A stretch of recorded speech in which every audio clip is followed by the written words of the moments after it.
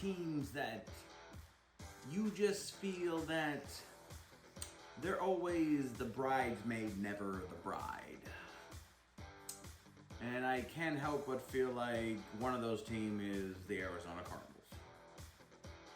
So, hey everybody, I'm Cortez, and I'm a critic, and welcome back. We are continuing our NFL 2025 redraft recap, and we're now in the NFC West, and now we're going to be going to the desert, where air condition is a must, and we're talking about the Sunbird themselves, and the Arizona Cardinals, as they have 7 picks, and they got a full slate, and we'll see, is it enough for them to compete in the West and the NFC entirely?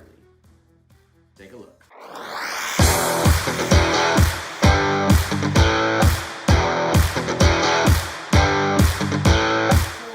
Nothing really has leaped out for the Arizona Cardinals since the draft. The biggest question a lot of Cardinals fans are hoping for is that Marvin Harrison Jr., 1, does not suffer a sophomore slump, and 2, Marvin Harrison, perfects what he did. Because compared to a lot of other young receivers that were also drafted in the first round, Thomas, Neighbors, even Brock Bowers, the tight end, all rookie receivers that were drafted from the first and other rounds have done a little bit more of an impact on their team, when Marvin Harrison was clearly viewed as the guy.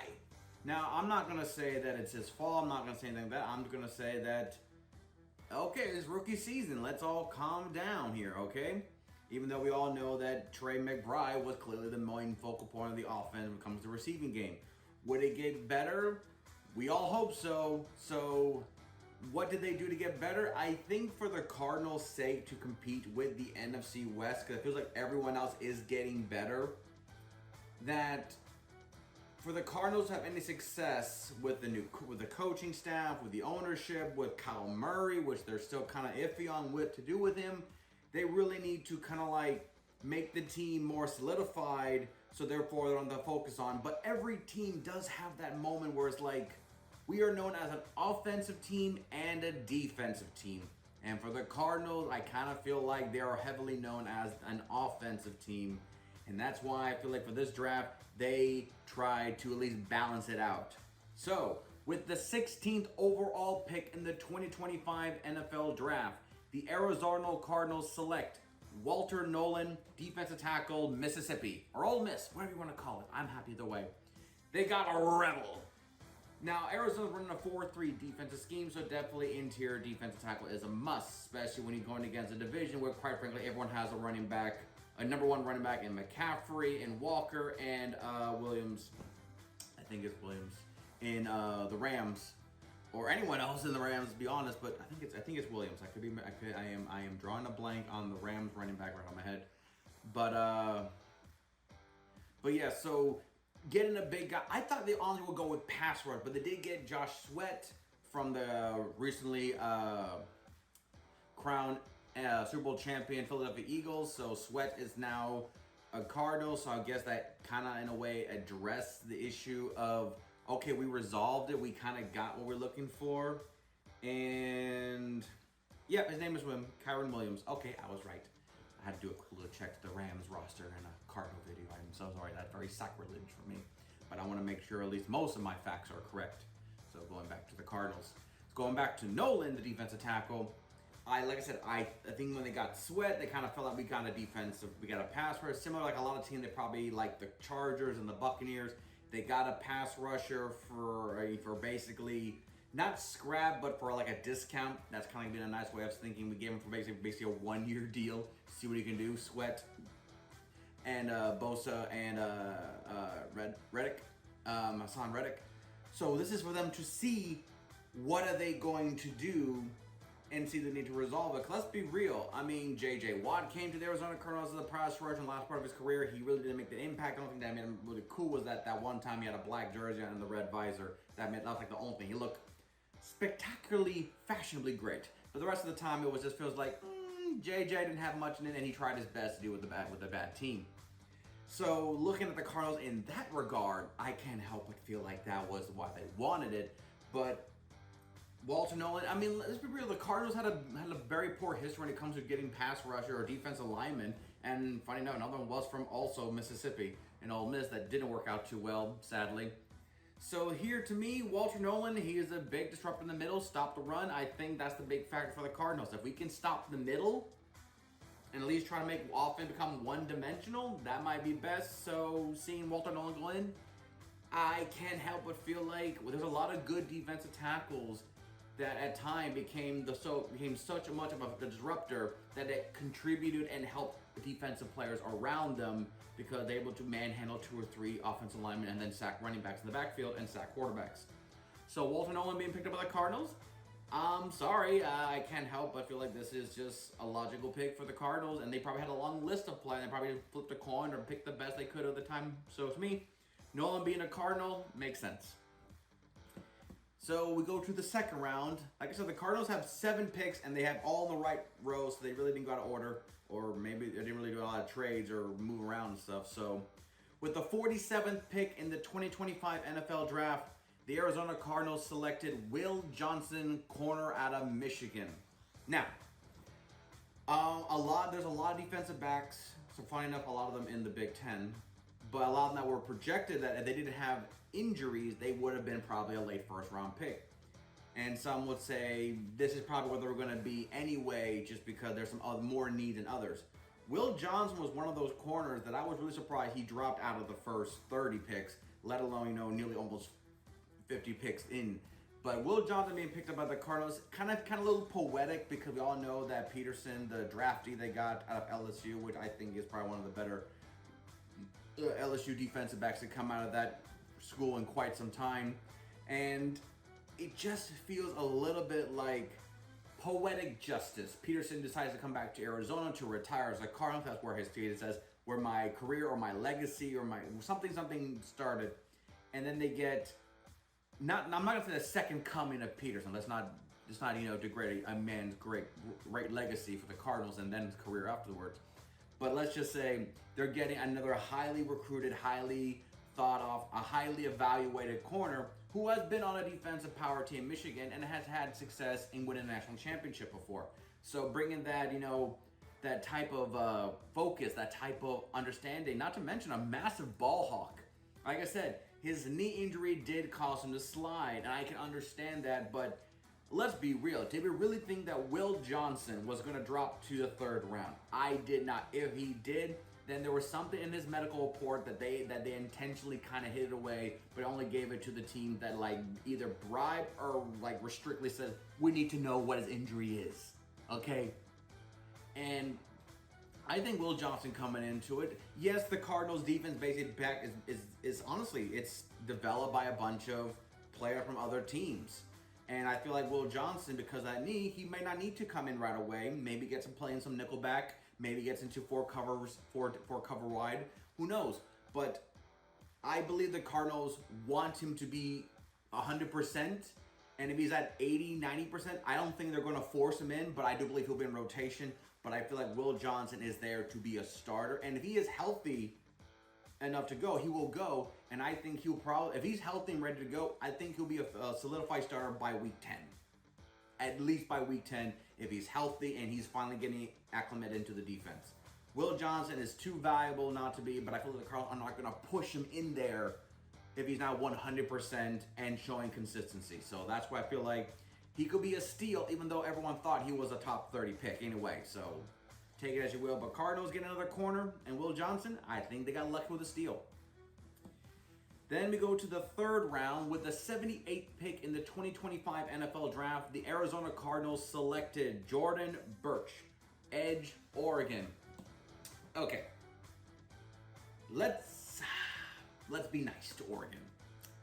Oregon has had histories of always producing offensive players more than they have produced defensive players. And every time I see a pass rusher from Oregon, I can think of Deion Jordan, who the Dolphins trade up to get and didn't produce not even a third of the time, which is quite disappointing. Sometimes there are some programs that look so great you can't help but feel like, is it because the offense makes up for the defense and the defense got to play kind of like one-dimensional because their offense is dominating? So there's a little stigma when it comes to some programs. I mean, for the longest time, Penn State was known as the running back school for draftee, but they have not developed into the NFL. There was a good time where almost every time you drafted a running back from Penn State, it didn't pan out, and it was kind of a weird stigma behind it. So, not going to put that pressure on Jordan here, but the Dolphins. See, I'm thinking of Jordan. But the Cardinals do really need a consistent pass rush department. And seeing Jordan coming in, he is currently being viewed on the mock draft as a third pick behind Darius and Justin Jones. So even he's not even really developing to potentially get into rotation anytime soon. So this could be just another case of development. And depends how the Cardinals season go will determine how much he gets some playing time. But I feel like, dude, you are still a third round pick, top 80. You probably could be a starter by week 10, depending on how the season goes. And honestly, where they project you have as a third stringer, that just feels like they trust you, but they're not pressuring you to. So Jordan could have time to develop into that, rotational pass rusher, and you're not, there's no pressure of you to come in and be a starter. But could you be? Of course you could. But the way they have you mocked, according to ESPN.com, you're a third stringer, just feels that you're valuable, but they're not pushing you in the second season. Plus, they don't project you to be right away. That gives you opportunity to develop and form and then make plays here and there. And then your second year, boom, you're in the rotation or competing for the starting right defensive end spot.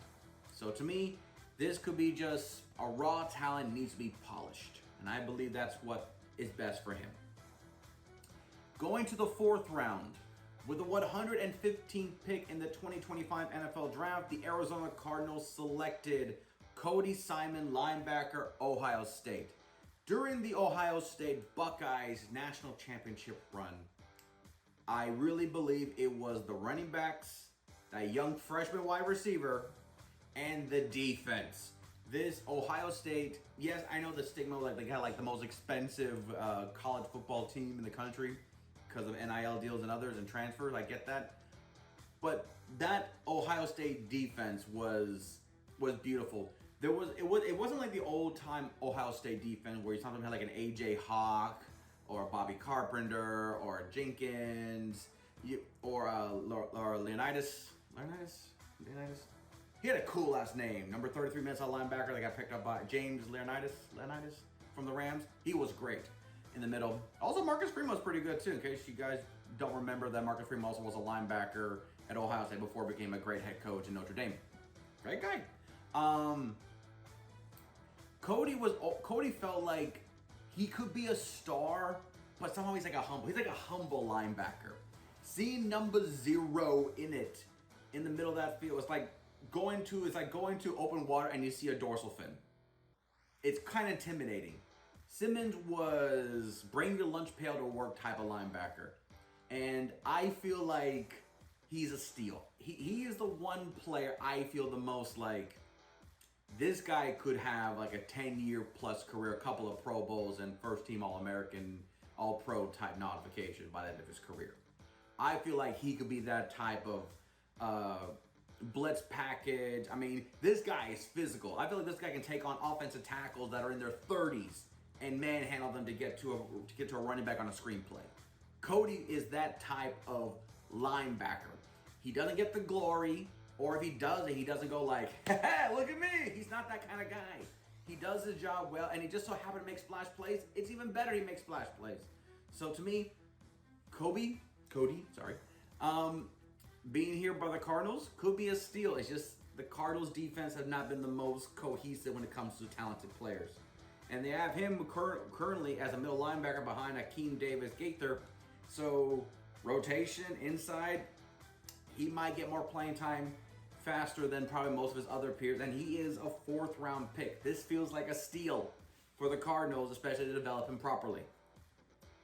Going to the 5th round with the 174th pick in the 2025 NFL Draft, the Arizona Cardinals selected Denzel Burke, corner, Ohio State. I said it before, I'll say it again. I always find it kind of awesome and also kind of adorable when you see teammates that play together in college and they're both drafted by the same team. It's even funny if they're back-to-back, because it's kind of like, hey, I got drafted, and all of a sudden we're like, hey, by the way, Denzel Burke, you know him? Like, yeah, he was my teammate, oh my god, that's actually so awesome, cool. I don't know why man sound like that. I just feel like every college player is a surfer dude at heart. So, get another corner to match up to Will Johnson. You're getting a Michigan and an Ohio State DB in the same team. It's like when the villain and the hero team up to fight a greater threat. This is beautiful. And Burke, they currently have him as a right corner behind Max Melton, who was another draftee from Rutgers, who was sadly being viewed as a backup, while Sterling Thomas V is projected to be the day one starter at right corner. So we got Max Milton, who was drafted by the Cardinals, so you gotta get like the introduction into the rookie side of going in as a DB on an NFL professional team. And then you got Denzel Burke, who was viewed as a third stringer, but for a corner, that's kind of like what I said about Jordan. You're not projected, you're not being forced into start. You're not being forced in to make a play. You have time to develop. And let's just play fantasy here.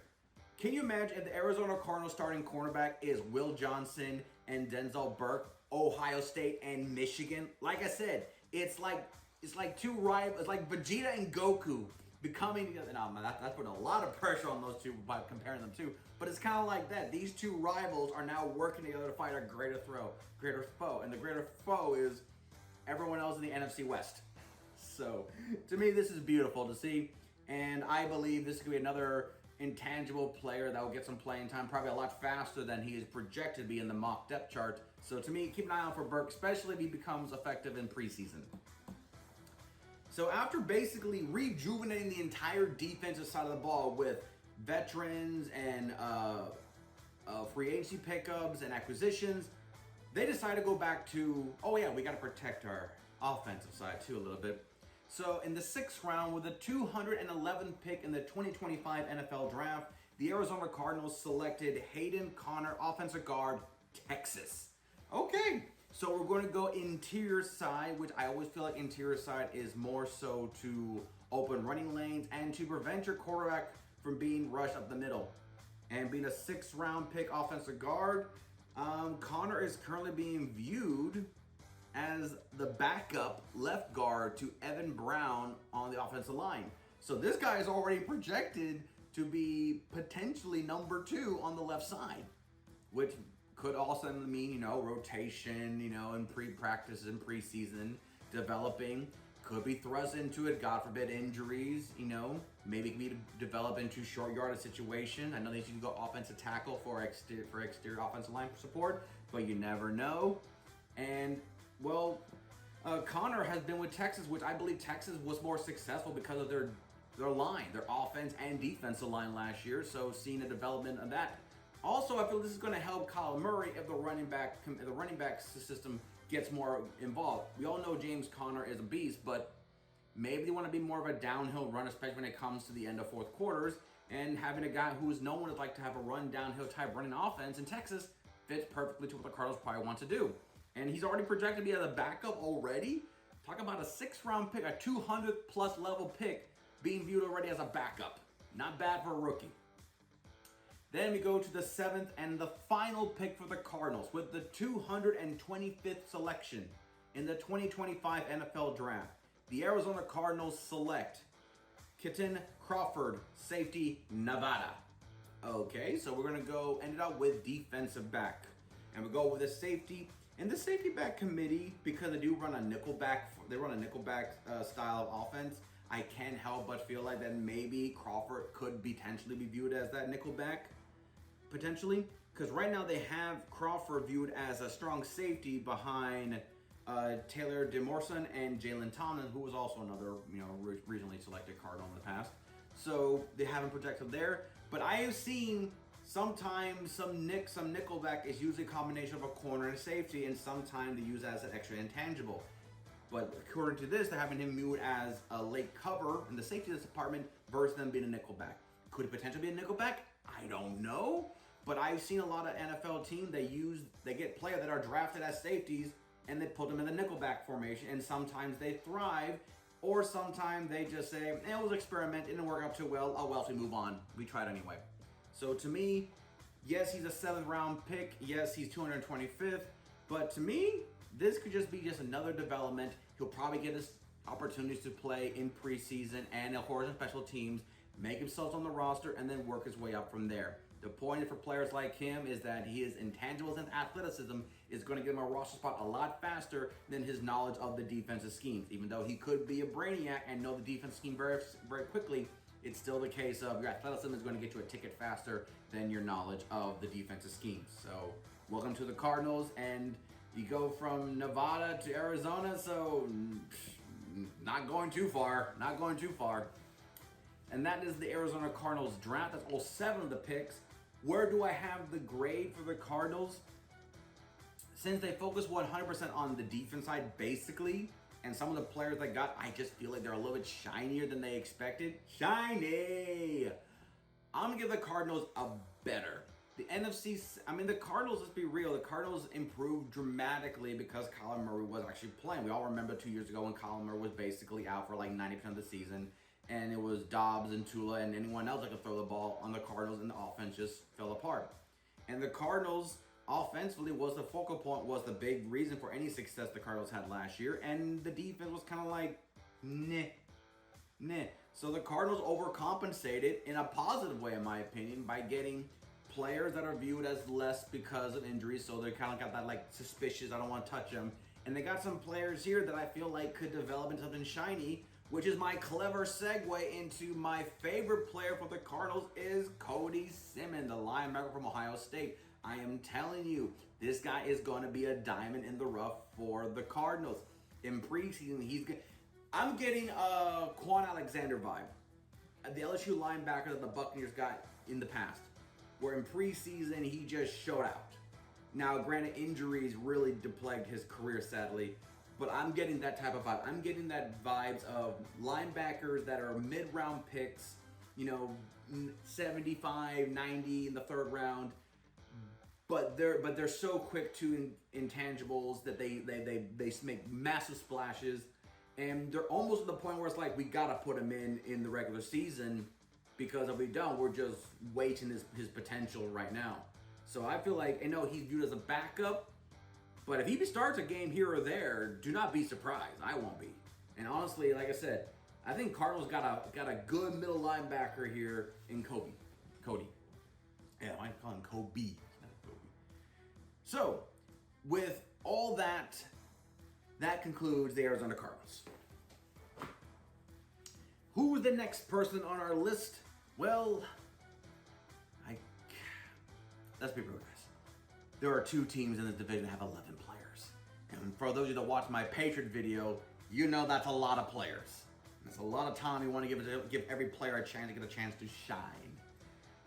So let's bite the bullet together. The next team we're going to talk about will be the San Francisco 49ers, as they have 11 picks. They have a lot of picks. They do. And we'll talk about them next time. So until then, I'm Cortez, and I'm a critic. Thank you so very much for watching.